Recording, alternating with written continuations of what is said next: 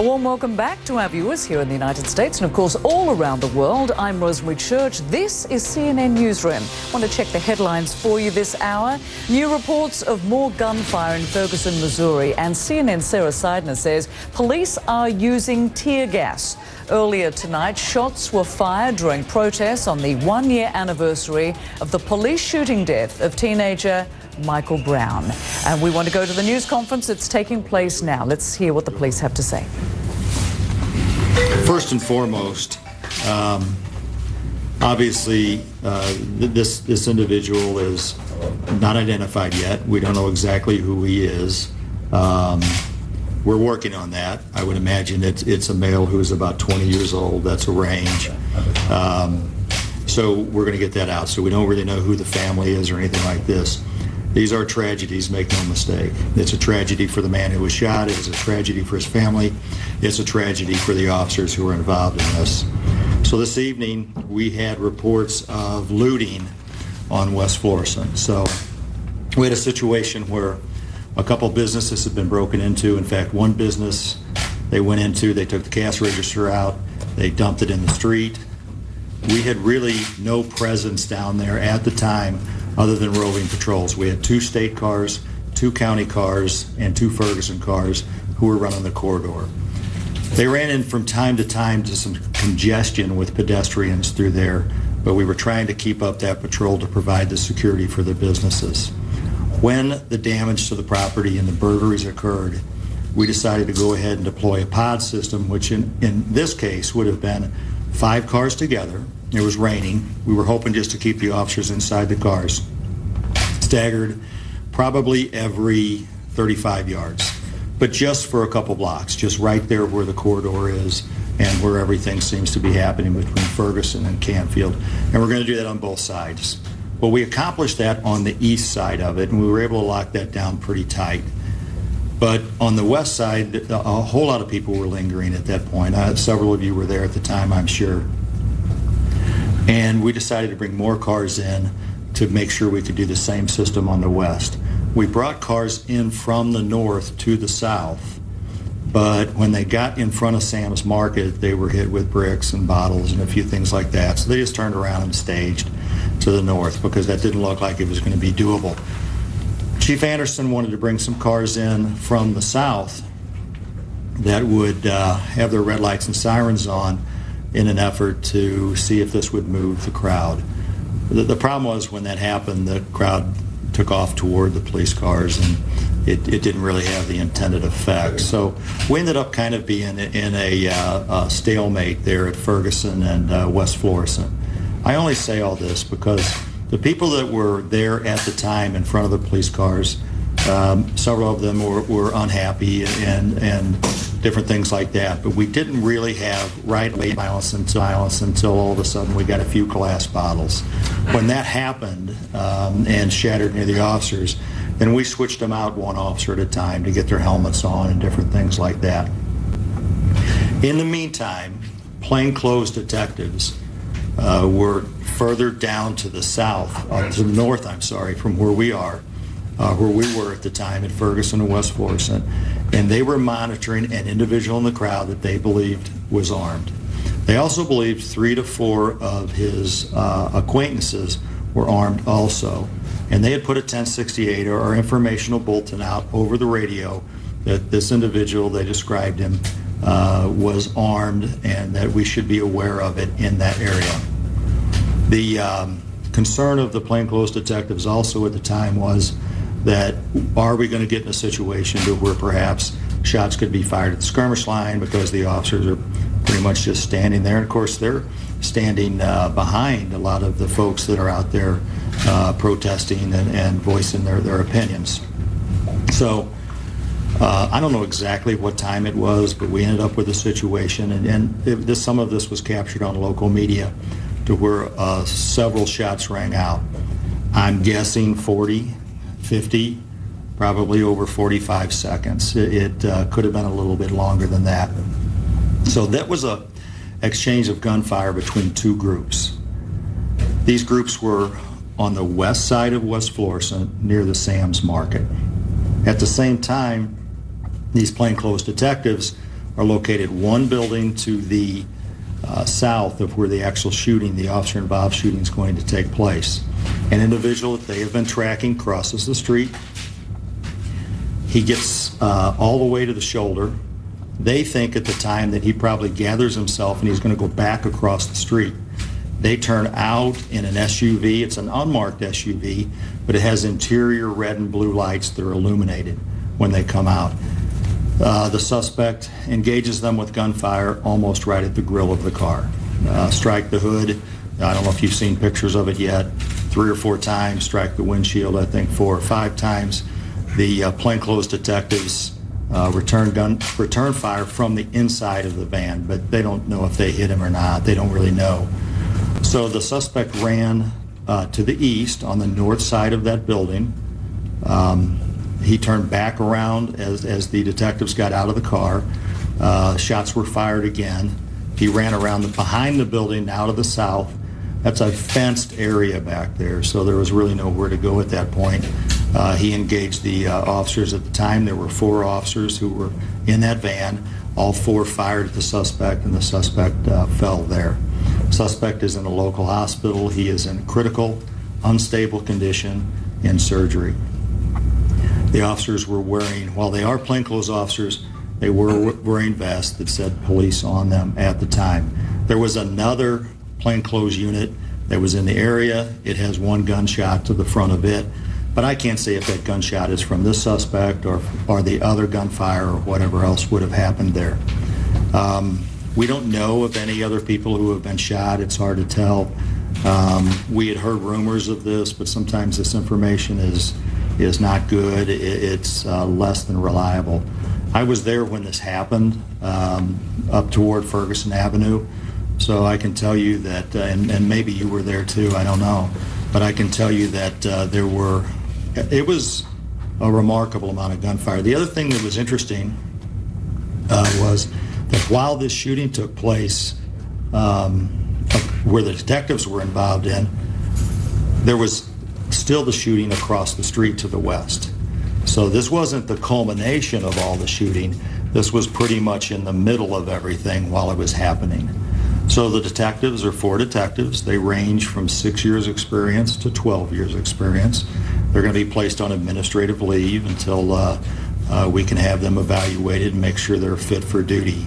I think one of the things here that I underscored at the beginning is, while this is a tragedy for the family of this man and certainly for the officers involved, and it is truly a tragedy, there is a small group of people out there that are intent on making sure that we don't have peace that prevails. I don't know how else to say that, but that's just the bottom line on this, and that's unfortunate, because even with the folks that were in the street with last night, listen, there are a lot of emotions, I get it, but this is something different, and we can't sustain this as a community as we move forward. We have other individuals out there who are armed right now. They're part of this group. We need the public's help. We can't do it by ourselves. We have to have the community out here helping us, working with us to identify this and to make this stop. If you know who these people are, if you can help the police, if you have video of this and you can give it to the police department to assist us, we would love to have that, because we cannot continue. We can't talk about the good things that we have been talking about over the last year, since last year's events, if we're prevented from moving forward with this type of violence. It's untenable at this point. So I'll go ahead and answer a few questions if you have them, or as many as you have. Chief, were body cameras in play at all? These were plainclothes officers, and they don't have them. We have 75. We give them to the special operations people, and we give them to some of the street officers in 2 different precincts. And until we can attain more, I mean, that is what we have. I have 865 officers, so they didn't have them. Chief, just to be clear about what happened, there was a shooting between two groups of people on the west side, so the McDonald's area around Right. there. And then what happened with this individual who was shot was on the other side and was completely unrelated to... Well, he was one of the shooters that was involved in Okay, that and then situation. he left that situation. Yeah, he left that situation. Looked like he was trying to perhaps extricate himself from that situation. Like I said, I think he gathered himself thinking, well, maybe I can go back across the street, but right about that time, here comes the officers, and he encounters them right And, there. and it's your account that he just turned and just shot at them as they came out? He did. He had a stolen 9mm Sig Sauer, stolen in 2014 from Cape Girardeau, Missouri. Sir. When the individual who was involved with the shooting between the two groups, he wasn't being pursued by anybody in those two groups when he said he tried to leave to go to another place? I think he was being pursued. I think he was afraid he was going to be shot, and I think that's why he had crossed the road. I can only speculate on that. Did your officers track down the other shooters? No, they didn't. Immediately at the point in time when the officers that were involved in the shooting certainly didn't, because they were involved with him. And then we had gone to that side, the east side of West Florissant, to render assistance over to that scene, and eventually got across the street to the west. And we did see several people running toward Canfield Apartments. I saw that along with my other officers when we got there, that you could kind of see runoff in the distance. The scene wasn't secure for quite a while. I hope you can appreciate that. It took a little while to understand exactly whether it had stopped at this point, because once you get off of West Florissant, it's very dark. What was the race of the officers involved in the victim and the man who was shot? I'm not going to comment at all on the officers at this point. Like I said, they're 6 to 12-year veterans on the police department. They're accomplished enough, certainly at this point, to be in specialized units. And this is something that we're going to look at as far as policy, and certainly it'll be given to the prosecuting attorney's office at some point regarding the justification of this shooting. Sir? Any idea what the fighting might have been going on between the shooter? Now, the night before last, in front of the police station, we had heard that a group had become agitated with each other because one individual was in the crowd, and the folks that were there didn't appreciate the fact that they, whatever, were armed. That may have been part of it, but again, this is one of those situations that I talked about earlier. We can't afford to have this kind of violence, not only on a night like this, but at any point in time if we're going to really move forward in the right direction. Can you just explain in a bit more detail what type of unit these officers are working at? They're a plainclothes unit. We're out there to support the uniformed officers, so they have the ability from time to time to move with a little more, they're a little more fluid and agile, I think, than some of the marked cars are. Because as soon as you're in a marked car, it's good sometimes, it's bad sometimes. So it's a tool we use. I'll get back to you, sir, since I got you once. Go ahead. Can you offer any more detail about the two shootings on Canfield? 5 minutes before I walked in here. Tony Rice posted on Twitter a video and was detained but not arrested. Is that the video with the suspect that we're talking about? That's it, yeah. Can you talk about the use of either rubber bullets or tear gas later at either of those two? I haven't been there since. We don't have rubber bullets. We don't shoot rubber bullets. Or bean bags? We have bean bags, but we don't have rubber bullets. I don't know whether they've been used or not. I know that smoke's been used. Smoke. That's what I was told, sir. Were the plainclothes officers there to monitor protesters, or were they there looking for shooters? They were there looking for shooters. I mean, they're basically just a backup for the police department to look for things that are unusual. It's not real difficult to monitor the protesters. I mean, they're out there, we can see them, and they're not trying to hide anything. That's really the beauty of it. That's why we exercise our First Amendment rights. I think that the other part of it is troubling when we find the guns and certainly the gunfire that's associated from time to time with this. And I think that's kind of unique when it comes to demonstration and protest, and it certainly makes it very difficult to manage. It really does. We're working very closely with Chief Anderson from the Ferguson Police Department. He's been on the ground for just a couple weeks. I'm working very closely with the senior staff of the Highway Patrol and my senior staff. we're doing the best we can, really, just to kind of get this to the point to where we can just have this conversation and move forward without the violence that, unfortunately, from time to time has been attributed to this, again, by a very small group of people. Were there any Ma'am. other injuries tonight? I had an officer that was treated. I don't know if he went to the hospital or not for a laceration. He took a brick to the face. Brick to the face. Yeah, so Any arrests? I'm sure there's been some arrests, but I'm sorry, I don't know the answer to that. What do you do going forward as far as planning for later today and tonight or tomorrow night? What, is this going to change your strategy and how to contain this or deal with it? We're going to exercise patience. We're going to exercise professionalism and bearing. I'm proud of the officers out there, the way they acted tonight from time to time in the face of quite a bit of rebuke. But they did good. They're good at that. They understand it. They've seen it more than any other law enforcement in the nation at this point. So they understand that. They understand what their job is. It's our job to get together tonight, this morning rather, and as a staff and talk about what it is going to look like. But it's my intention to preserve life, property, and everybody's First Amendment and all our rights.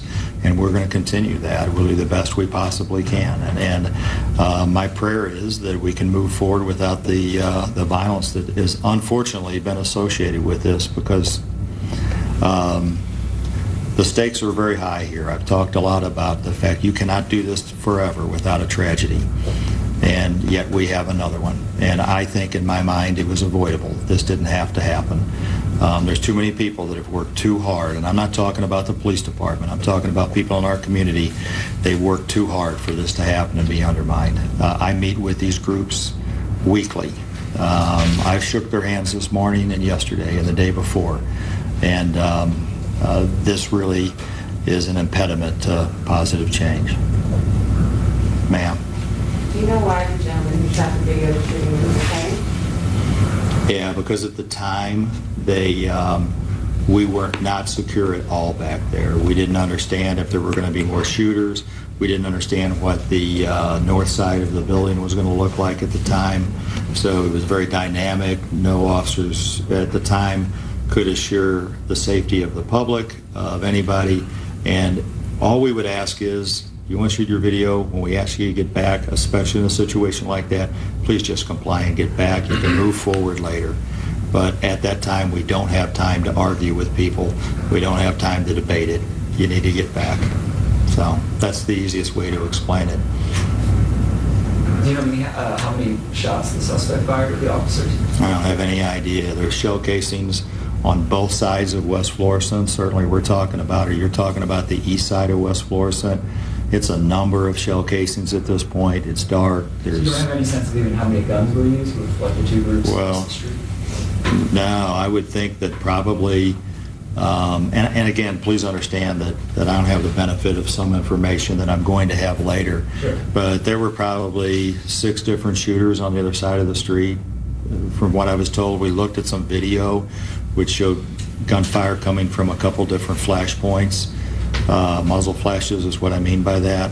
So I don't know. I mean, I wish I would be speculating if I tried to answer that. There were several people shooting. There were several rounds shot. Were the shooters all in that one strip mall on that side of the street, basically? They all, yes, everybody seemed really to be together right there, and that was kind of a